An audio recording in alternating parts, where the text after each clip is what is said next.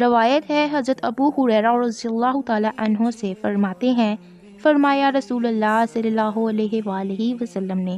کہ مجھے میرے رب نے 9 چیزوں کا حکم دیا: اللہ سے ڈرنا خفیہ اور ظاہر، اور انصاف کی بات کرنا غصے اور رضا میں، درمیانی چال فقیری اور امیری میں، اور یہ کہ میں اس سے جوڑوں جو مجھ سے توڑے، اور اسے دوں جو مجھے محروم کرے، اور اس کو معافی دوں جو مجھ پر ظلم کرے، اور یہ کہ میری خاموشی فکر ہو، میرا بولنا ذکر، میرا دیکھنا عبرت ہو، اور حکم دوں اچھائی کا اور کہا گیا کہ اچھی باتوں کا۔ روایت ہے حضرت ابن عمر رضی اللہ تعالی عنہ سے، فرماتے ہیں، فرمایا رسول اللہ صلی اللہ علیہ وآلہ وسلم نے، خرچ میں میانہ روی آدھی زندگی ہے، اور لوگوں سے محبت کرنا آدھی عقل ہے، اور اچھا سوال آدھا علم ہے۔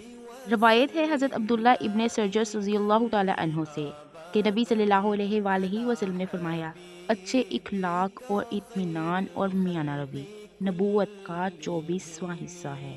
روایت ہے حضرت ابن عباس رضی اللہ تعالی عنہ سے کہ اللہ کے نبی صلی اللہ علیہ وآلہ وسلم نے فرمایا، اچھا طریقہ اور اچھی عادت اور میانہ روی نبوت کا 25واں حصہ ہے۔